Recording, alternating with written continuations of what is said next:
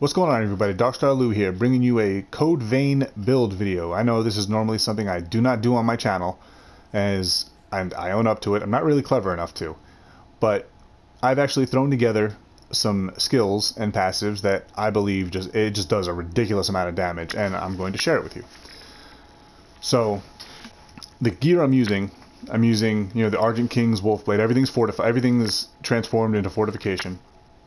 Argent King's Wolfblade, this is where the raw damage is going to come in. There's Y-Hander for defense, and it still does it still hits like a freaking Mack truck. So, I mean, I just have it there as it's a shield. For whenever I'm trying to guard, against certain attacks, to wait for an opening so I can strike.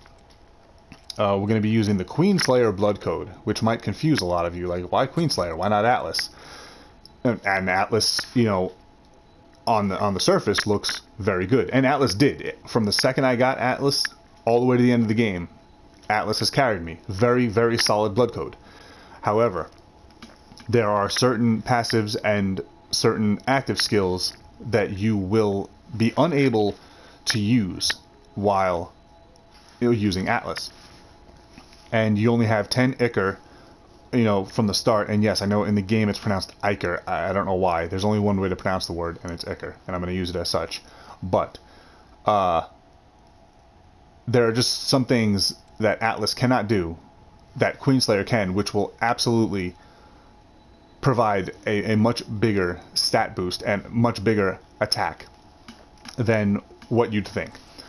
So instead of taking my word for it, let's hit the training dummy and let's show you the damage. Now, a base attack from this, from my weapon in Queenslayer will only give me about 1935. Now, if I switch over to Atlas, it should hit harder. Actually, it will hit harder. It should probably hit about 2100 or so. Yeah, 2186.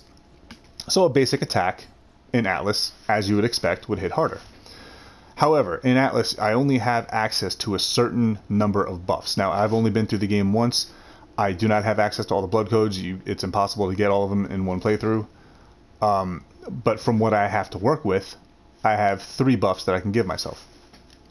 I have the Adrenaline, which is the basic buff attack you get from the fighter tree. I have Somatic Zeal. Forgot where that came from, but it actually doesn't give you much of a buff either. Probably only 40 to 60 points worth. It's really a pathetic buff. You get a lot more from an elemental. I just threw Flame on there because I just like the way fire looks. You can put whatever obviously works for you: ice, blood, lightning. But those are the only buffs you have available, that I have available for me on this. I'm running health and stamina stimulant, two-handed sword mastery, and a strength of it up. So I'll just give you a quick demonstration as to what kind of damage you can put out. Under Atlas, we're going to hit him with a basic attack here.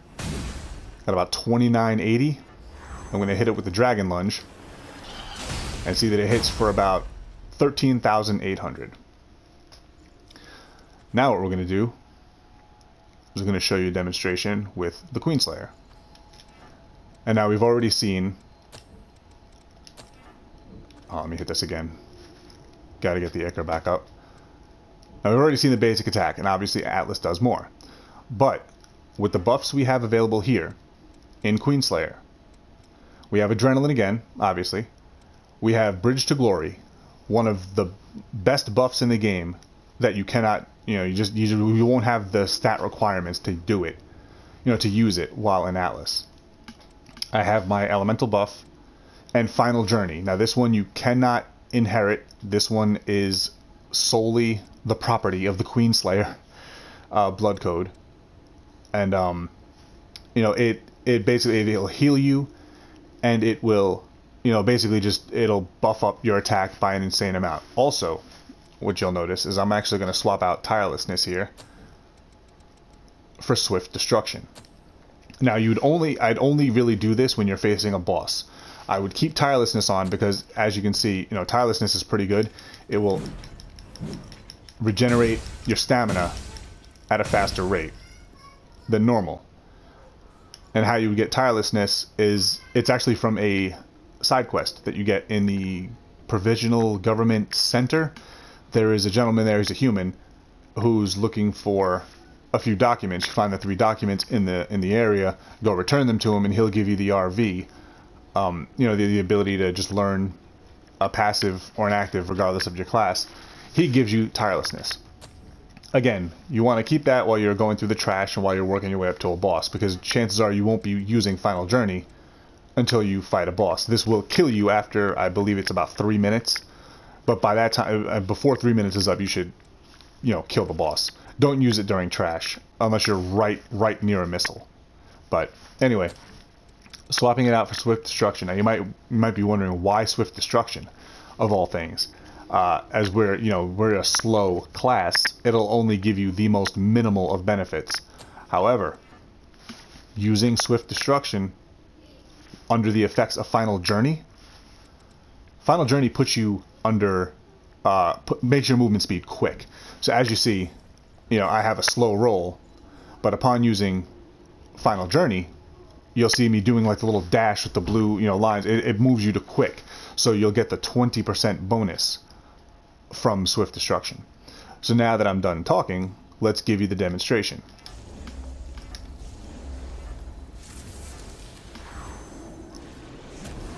Just to give you an idea. See, there's the quick. Now we're going to hit a basic attack. 5,440. Give you an attack with the Dragon Lunge. Over 25,000 damage. As you see, much more potent than using, you know, the Atlas Blood Code. Again, this should put down a boss relatively easy, so you won't have to worry about the time limit on Swift Destruction. I mean, on Final Journey killing you. Anyway, this is probably going to be a very bad idea, but because I'm usually not the brightest when it comes to, you know, fighting bosses and killing. You know, just I get hit a lot and make a lot of bad decisions. But what I'm going to do is I'm going to actually go in, and I beat this guy already, but I beat him with my previous build. Honestly, I didn't beat him with this one. I've just been working on this, and I'm about to go try it out for the first time in front of you guys. Alright. Hopefully it doesn't make me look like an asshole. And what I'm probably going to do is I'm not going to use a communal gift, even though I'm sure that will give me a lot more damage. But because it'll take too long. By the time I actually get the communal gift down, my fire buff's going to wear off. So, please don't mind the playstyle. Again, I'm not an expert at this. I don't, you know, I'm going to make some noob moves. Just, don't break on me too hard.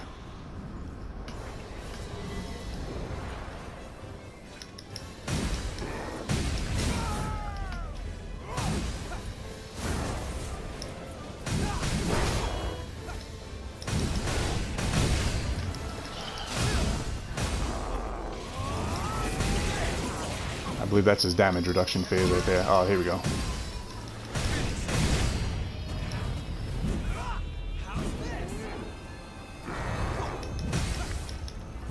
And he's done. Didn't even have to do that. As you can see, the damage is pretty disgusting. So I'll show you exactly where I got all the skills to put this build together.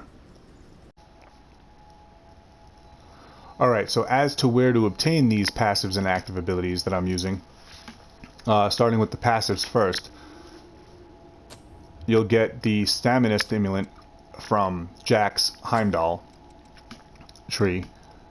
You'll get the mind vitality, you know, in order to use Bridge to Glory from Eos. Also, you know, one of the active skills, you know, Bridge to Glory is also here. You get your Swift Destruction from I hope I pronounce this right, Hephaestus or Hephaestus. I'm not really sure how to pronounce it, but it, you know, it's Rin's blood code right over here. That's where you get the Swift Destruction from. Let's see, what else did I have? The two-handed sword mastery. That came from Atlas as well. Right over here. As well as the guard reversal, which I didn't actually use in that fight, but it's a move that I used religiously, you know, once I obtained it. I absolutely love that skill. It can be very crucial to helping, you know, some enemies stagger, especially during the trash mobs. There's very few of them that'll knock you off, except for like the really big ones with the huge weapons. As far as the other actives go, the adrenaline from the basic fighter, you know, blood code, solid from the beginning, and it lasts for a nice, you know, a good amount of time. You know, very, very solid pick all around. You have the, let's see, what else did I have here? Already showed you that one, Bridge to Glory, that's from EOS. Final Journey is, you know, strictly Queenslayer. Right down here. And you get various buffs, you know, as far as elemental. I believe Louis' Prometheus gives you the fire. Coco's Mercury gives you lightning. I believe it was Fion that gives you ice. Yes, Fion gives you ice. And is it the Dark Knight? Yeah, the Dark Knight gives you the blood weapon. So obviously choose whatever buff you like. You know, obviously if you're facing, if you're facing a fire enemy, don't use flame weapon. Use any of the other three. Any of the other three will work just fine. Blood seems to be the one that works on mostly all the enemies. There aren't really many who are resistant to blood. But anyway, that's where all of the passives and actives. Like, oh, blood sacrifice to get your Ichor back, because it's a pretty, you know, it's a buff heavy kind of build. Did that come from the Hunter? Yes, it did. The Hunter blood code is where you get the blood sacrifice from. Anyway, I hope you guys found this video useful. If you did, please don't forget to leave a thumbs up and subscribe for more. And please do use this and go out there and just smash some face. Until next time, take care.